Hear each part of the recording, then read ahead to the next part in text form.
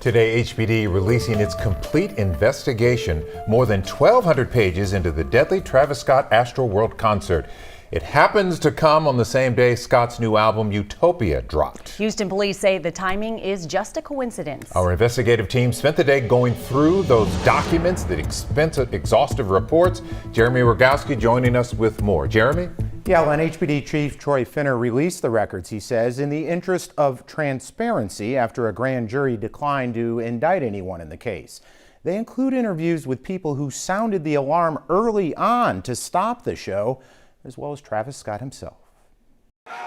It's an ambulance in the crowd. Whoa, whoa. When detectives interviewed Travis Scott 2 days after the deadly concert, Scott said he was aware of medics in the crowd, but was never told the extent of the emergency going on. He recalled seeing the lights in the crowd and could not tell what was going on, an investigator wrote. He told everyone in the back of the crowd, if everyone is okay, put a finger up. If everybody good, put a middle finger up in the sky. When they did, Scott told police he thought everything was good. But HPD's investigation reveals things were bad just minutes after Scott's concert began. Stage right of Main is getting crushed, wrote a security contractor. There's panic in people's eyes. This could get worse quickly. Also around 9 p.m., an off-duty HPD officer put out a radio transmission over the air to stop the concert. Over the next half hour, records show 25 911 calls came in and at least 11 concertgoers went into cardiac arrest. At 9:39, an HPD commander told a concert official to shut the concert down. At 9:52, that official announced the show would end at 10.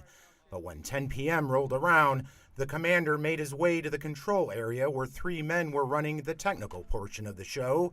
He told them to shut the show down immediately because CPR was being done on 3 individuals. One of the concert techs responded, but they're not dead. The music didn't stop for another 13 minutes. 10 people died and hundreds more were injured at Astroworld. Travis Scott guys told investigators that he did not know about the extent of the casualties until several hours later when he got home and watched a news conference from police on TV. There's so much going on, a lot of chaos, a lot of people. The report really delves into it. Very tragic. And the civil lawsuits continue. We'll keep tabs on those. Yes, they are. All right, Jeremy, thank you. And as you mentioned, there are ongoing civil lawsuits that prevent attorneys from talking about today's report. Here's more. I'm Jason Miles at NRG Park, where the deadly Astroworld Festival unfolded. Attorneys representing families of those killed and others are commenting on the release of HPD's extensive report, 1,200 pages in all, calling it evidence in their ongoing civil cases. They say it further illustrates the negligence on behalf of those behind the event, from concert promoters to Travis Scott. Although there is a gag order in place, one attorney tells me families are still feeling exactly what they felt the day after the tragedy.